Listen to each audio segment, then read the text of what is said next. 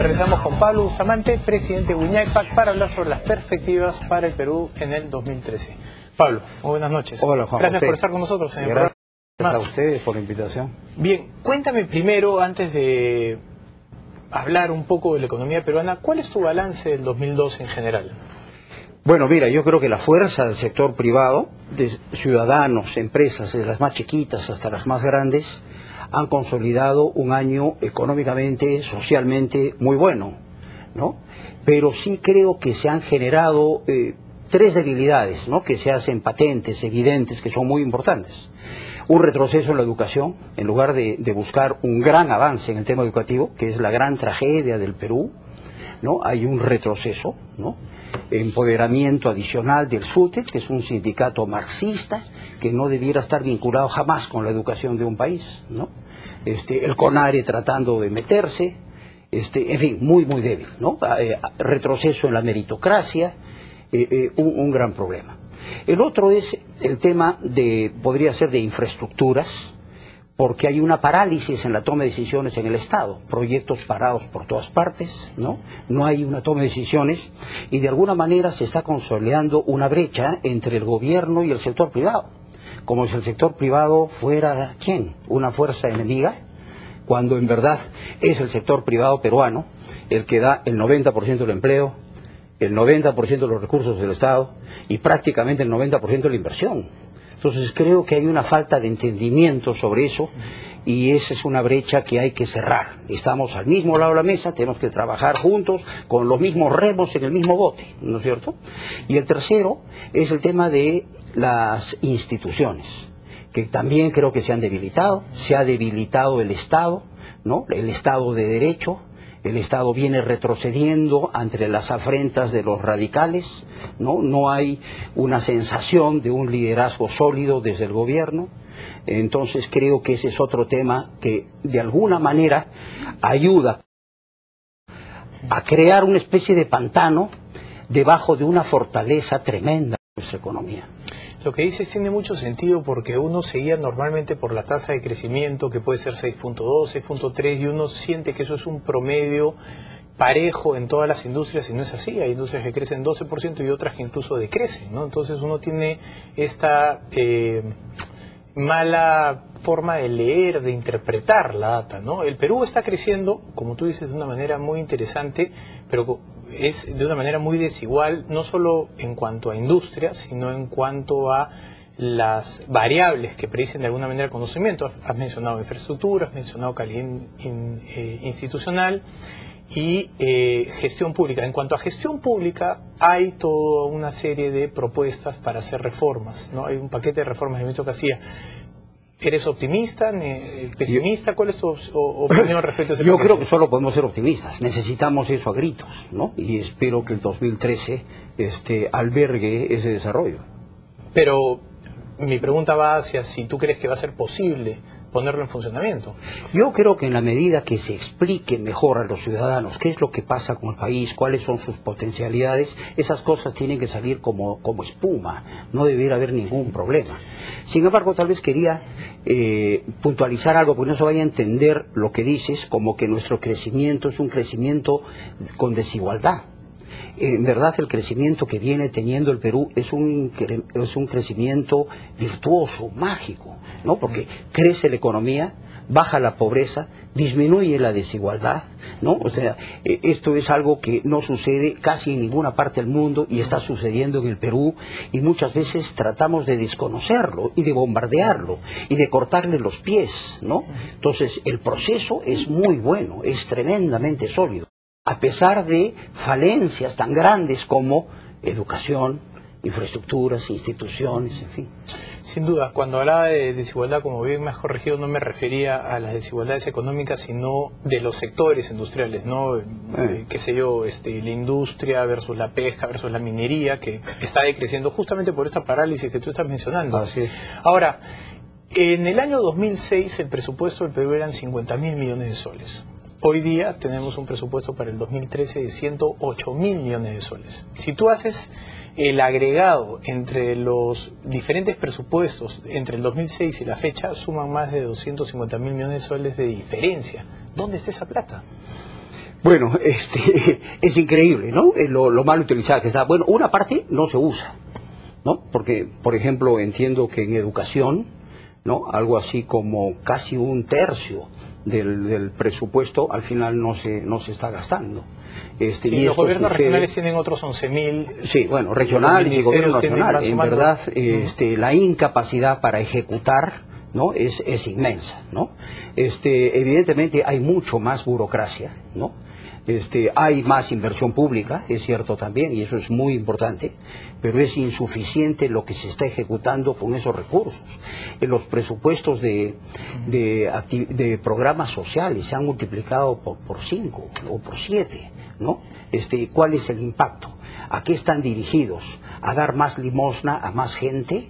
O sea, inclusión sin dignidad, como dice Richard Webb hoy día en su columna. Pero en el caso de los programas sociales, yo ahí tengo un leve optimismo, no tanto por lo que normalmente proviene del Estado, sino por el personal técnico del MIS, y creo que eso en unos años vamos a poderlo medir mejor. Pero si tú miras los 250.000 millones de soles estos extras de presupuesto, y ves, por ejemplo, algo que acabas de mencionar, calidad educativa, puesto 134 sobre 142, entonces, evidentemente ahí se requiere de una reforma radical, ¿no? Ustedes en Lampadia y en Huiñaypac han trabajado con zonas de la sierra, de la selva, de la costa, y han trabajado con periodistas, y con profesores. ¿Ustedes han logrado generar algún tipo de propuesta para mejorar la calidad educativa? Bueno, personalmente he estado involucrado los últimos años en el tema de sierra productiva, que es a la vena de la pobreza dura en la sierra rural. En educación no hemos articulado una propuesta, yo he hecho algunas en los últimos años, pero yo creo que ahí sí hay que hacer la reforma más radical de todas, porque educar como se está educando a nuestros niños equivale a que les cortemos la pierna o los brazos. Los estamos incapacitando. Si algún adulto en algún lugar del Perú le una pierna a un niño, merecería cadena perpetua, por lo menos, ¿no es cierto?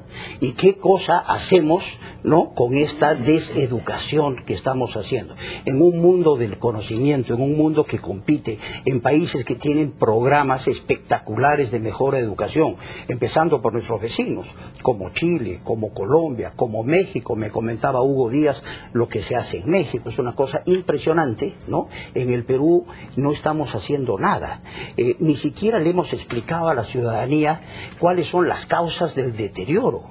En verdad, una de las causas más importantes, creo yo, es la presencia de un sindicato marxista en la educación. Eso es insostenible, eso tiene que cambiar, ¿no? No puede seguir. Si queremos que nuestros niños sean ciudadanos del mundo con capacidades plenas, esa es la reforma sustancial que hay que enfrentar, tarde o temprano.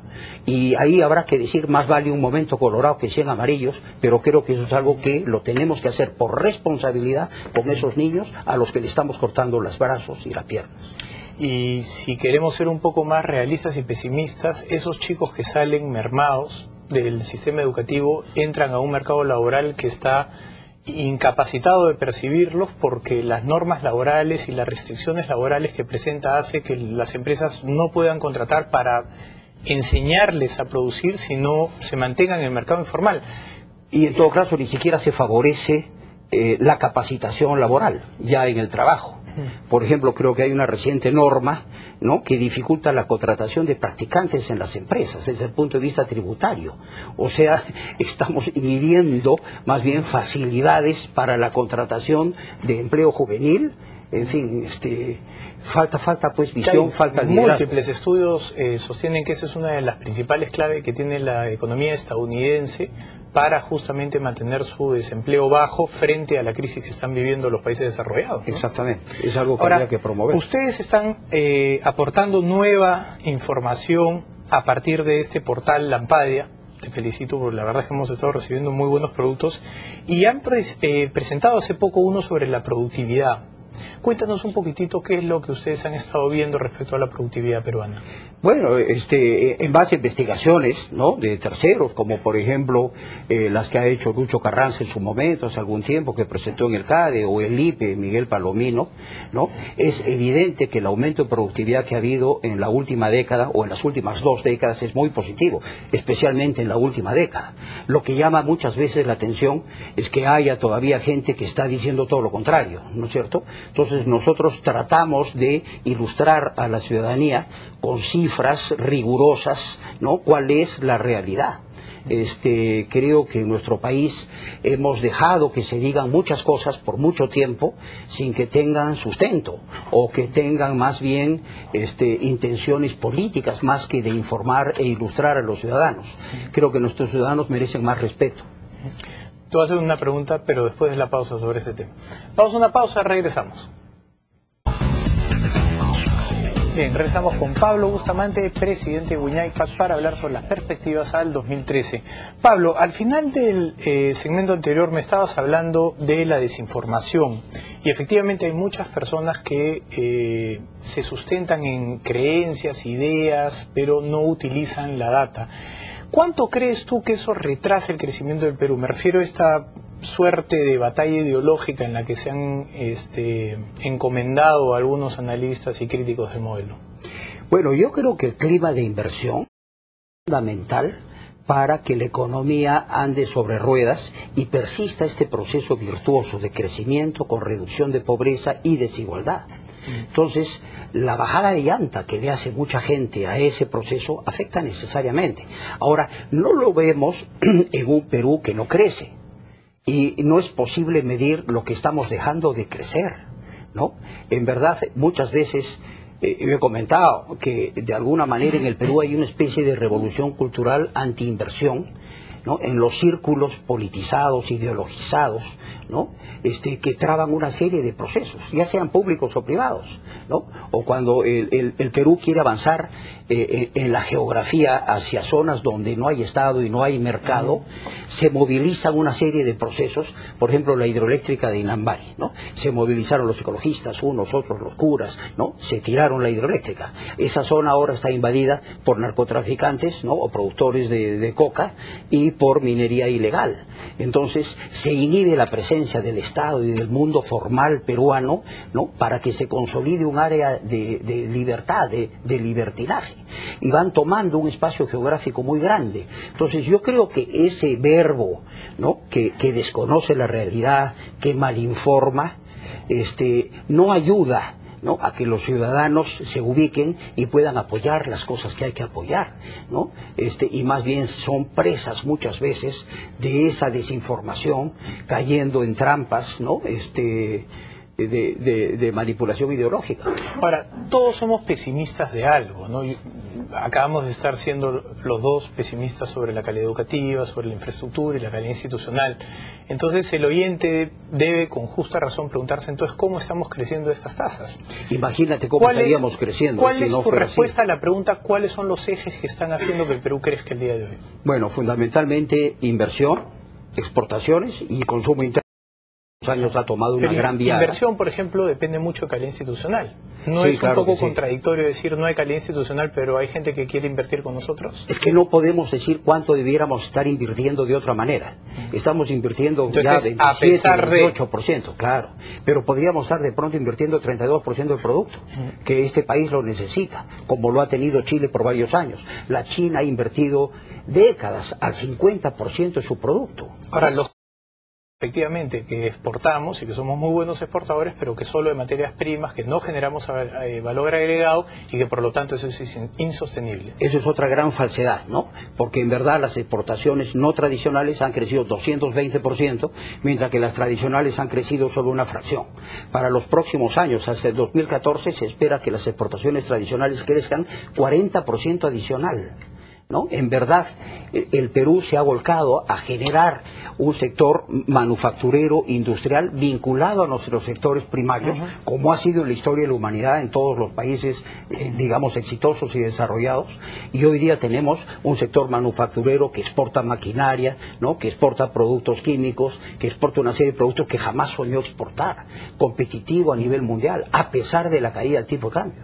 Ahora, la crítica entonces es que sí, efectivamente todo eso puede ser muy bonito, pero solo se están beneficiando usos, el sueldo promedio se ha mantenido casi estable durante los últimos 10 años. Eso también es otra falsedad, ¿no? Para empezar, no se puede hablar de sueldos en un país donde el 70% o más de la población no es asalariada, sino hay que hablar de ingresos. Y el crecimiento de los ingresos ha crecido más en provincias que en Lima, más en la sierra y en la selva que en la costa, más en el Perú rural que en el Perú urbano.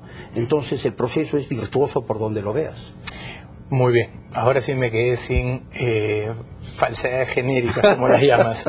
Entonces, tenemos claro que el crecimiento ha sido uno que se ha generado desde las regiones a partir de este crecimiento tan impresionante que hemos visto de la clase media, y el fondo está pronosticando para el 2013 6%. ¿Cuál es un poco tu lectura sobre el 2013? ¿Cuánto esperas tú que el Perú crezca en el 2013? Bueno, como marco de referencia, creo que el 2013 debe ser un año mágico, porque va a ser de alguna manera el primer año después del fin del mundo que no fue. Entonces creo que eso nos debe dar un marco de optimismo, de entusiasmo y de vigor extraordinario, ¿no? Entonces sí creo que las proyecciones de crecimiento alrededor del 6%, Banco Central, las consultoras económicas, eso está todo bien. Lo que tenemos que ver de tratar de influir en el gobierno es que esas tres grandes debilidades sean atacadas el 2013.